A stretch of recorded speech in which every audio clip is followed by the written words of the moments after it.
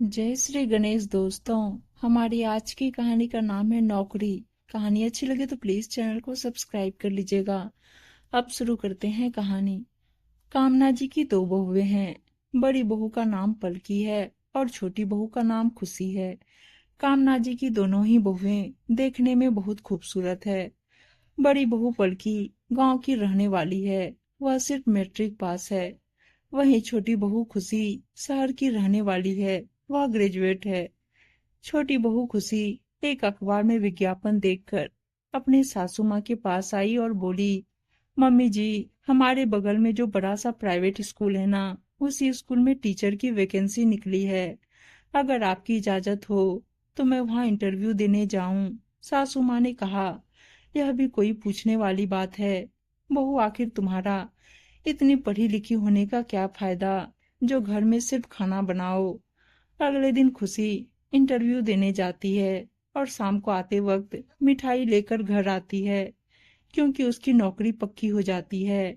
घर आते ही अपनी सासू माँ से कहती है, सासू माँ, मेरी नौकरी लग गई है। आज मैं बहुत खुश हूँ। घर में बैठे बैठे बहुत बोर हो रही थी। सासू माँ ने कहा, अरे बहू, यह तो बहुत खुशी की बात है। आज से मेरी बहू तो नौकरी करने वाली हो गई है। कम से कम घर के खर्चे में तो हाथ बटाओगी। बड़ी बहू को देखकर उसकी सास बोली, बड़ी बहू को देख लो, इतने साल हो गए, नौकरी नहीं कर सकती तो घर में कम से कम सिलाई कढ़ाई का काम भी तो कर सकती है। तभी बड़ी बहू पलकी आती है और वह अपनी देवरानी को बधाई देते हुए कहती है, यह तो बहुत खुशी की बात है खुशी, तुमने अपनी पढ़ाई का सही उपयोग किया। काश मैं भी तुम्हारे जैसा ग्रेजुएट होती तो मैं भी नौकरी करती। सास बोली, अरे बाहर जाकर नौकरी नहीं कर सकती हो तो घर में भी तो बहुत सारे काम करने वाले होते हैं। अगल बगल के कपड़ों की सिलाई कर ले, उससे भी अच्छी आमदनी हो जाती है। लेकिन नहीं, तुम्हें घर में बैठने से फुर्सत मिले तब ना कुछ करोगी। छोटी बहू खुशी बोली, हाँ भाभी, सासू माँ सही कह रही है। घर में भी तो आप कुछ काम कर सकती हो। आप चाहो तो आप अपना बुटीक खोल सकती हो। लोग सुनेंगे तो क्या कहेंगे। देखो, एक बहू तो नौकरी करती है और दूसरी बहू घर में सिर्फ खाना बनाती है और बैठकर आराम फरमाती है। बड़ी बहू पलकी बोली, खुशी, तुम घर के कामों को इतना छोटा क्यों समझती हो। घर के काम से फुर्सत मिले तब तो कोई बाहर का काम करे। और मुझे लगता है कि घर के काम करने में कोई बुराई नहीं है। एक हाउसवाइफ है तभी सब लोग अपना काम अच्छे से कर सकते हैं। खुशी ने कहा, भाभी, मैं बचपन से कभी हाउसवाइफ नहीं बनना चाहती थी। मेरा तो बचपन से एक सपना था कि मैं नौकरी करूंगी और आज मुझे नौकरी भी मिल गई है। मैं तो बहुत खुश हूँ। घर के काम में तो मेरा बिल्कुल भी मन नहीं लगता है। सासू माँ ने कहा, छोटी बहू, लेकिन घर के काम तो करने ही पड़ेंगे।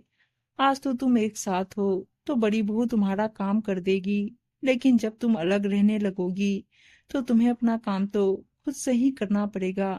खुशी बोली, देखिए मम्मी जी, या तो मैं नौकरी करूंगी या घर का काम करूंगी।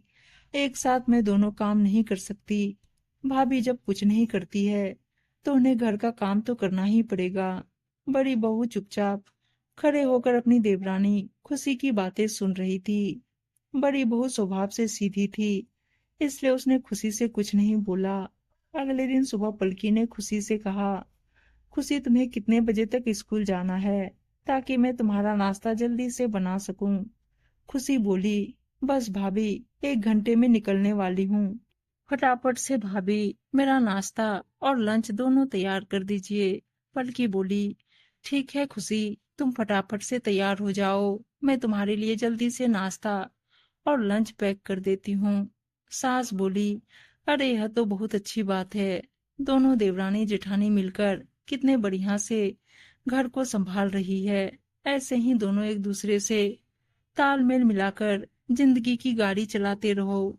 पलकी ने कहा, मम्मी जी, खुशी को स्कूल जाना है तो मैंने सोचा जल्दी से उसका नाश्ता और लंच पैक कर दूं। सास बोली, बहू, यह सब तो ठीक है, लेकिन कब तक तुम अपनी देवरानी की सेवा करती रहोगी। तुम भी तो कुछ करने की सोचो। मैं तो कब से कह रही हूँ कि एक छोटी सी बुटीक की दुकान खोल लो। सब लोग कहेंगे कि जेठानी और देवरानी में कितना अंतर है। छोटी बहू नौकरी करती है और बड़ी बहू सिर्फ घर के ही काम करती है। लोग तो मुझे ही गलत कहेंगे कि देखो कैसी सास है, बड़ी बहू से घर का काम करवाती है और छोटी बहू को नौकरी पर भेजती है। पलकी ने कहा, ठीक है मम्मी जी, एक बार मैं आपके बेटे से बात कर लेती हूँ। फिर अगले महीने से अपनी दुकान खोलने के बारे में सोचती हूँ। स्कूल से लौटते ही देवरानी खुशी सोफे पर आकर बैठ गई और अपनी जेठानी को आवाज देते हुए बोली, भाभी मैं बहुत थक गई हूँ, प्लीज एक कप चाय बना दीजिए ना। पहला दिन था इसलिए ज्यादा थक गई हूँ। नौकरी का पहला दिन था, धीरे धीरे आदत हो जाएगी। पलकी बोली, खुशी ये लो अपनी चाय, चाय पीकर थोड़ी देर आराम कर लो, फिर मैं तुम्हारे लिए गर्मा गर्म पकोड़े तलती हूँ।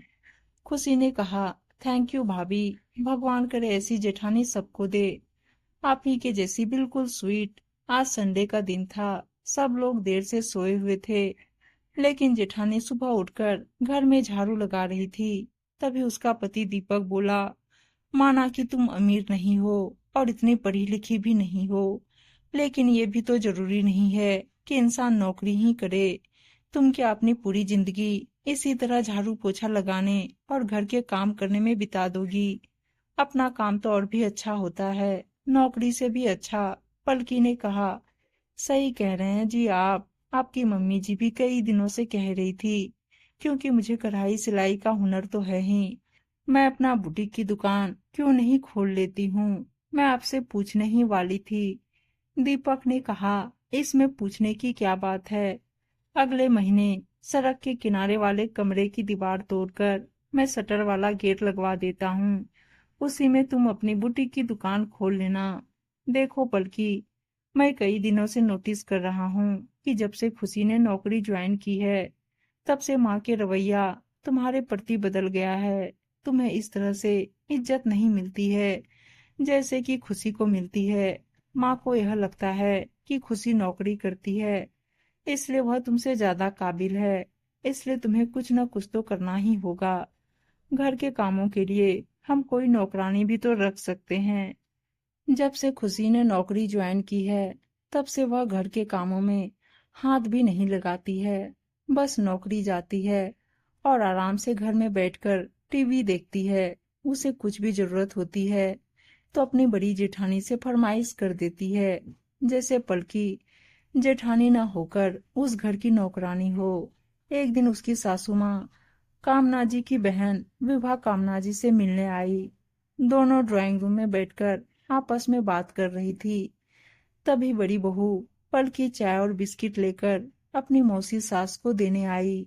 विभा ने कहा, अरे बड़ी बहू, मुझे आए आधा घंटा से ज्यादा हो गया, लेकिन छोटी बहू अभी तक नजर नहीं आई, कहाँ है?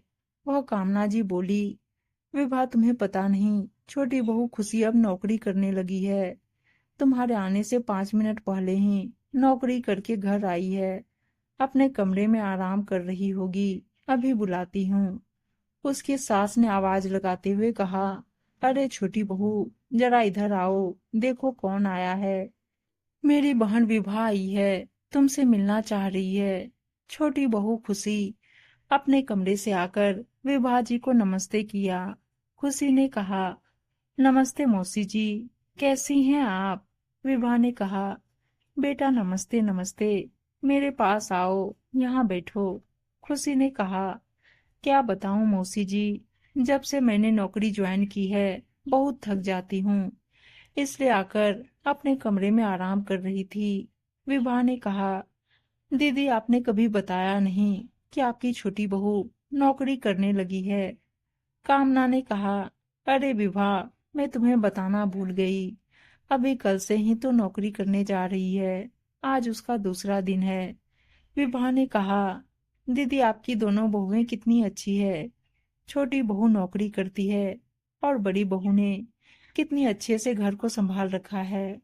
पलकी ने कहा, मौसी जी, मैं भी अगले महीने से अपना बुटीक खोलने वाली हूँ। क्यों मम्मी जी?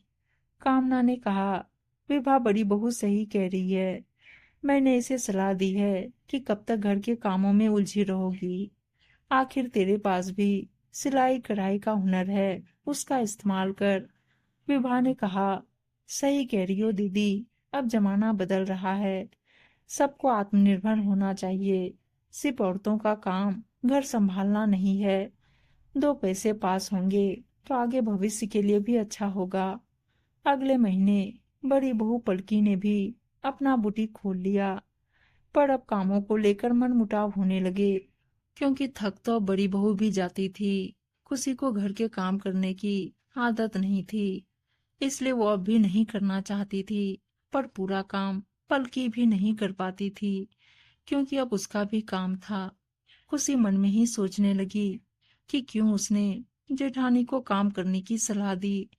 कितनी अच्छी तरह वो घर संभाल रही थी और उसे कुछ करना भी नहीं होता था।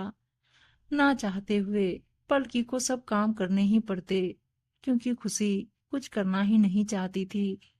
सासू माँ सब देख रही थी, इसलिए उसने एक फैसला किया कि दोनों का अपना अपना काम है, पर घर के काम सिर्फ पलकी को ही करना पड़ता है। इसलिए अच्छा यही होगा, तुम दोनों अपनी अपनी गृहस्थी भी खुद से देखो। अब तो खुशी के होश ही उड़ गए। वो सोचने लगी, अब घर और नौकरी दोनों कैसे संभालेगी। पर अब फैसला हो गया था। इधर पलकी को ज्यादा दिक्कत नहीं हुई, उसने बुटीक के साथ साथ अपनी गृहस्थी भी अच्छे से संभाल रही थी। पर पछतावा तो खुशी को हो रही थी। उम्मीद है दोस्तों कहानी अच्छी लगी होगी, और अच्छी अच्छी कहानियां सुनने के लिए चैनल को सब्सक्राइब और वीडियो को लाइक शेयर जरूर कर दीजिएगा। धन्यवाद दोस्तों।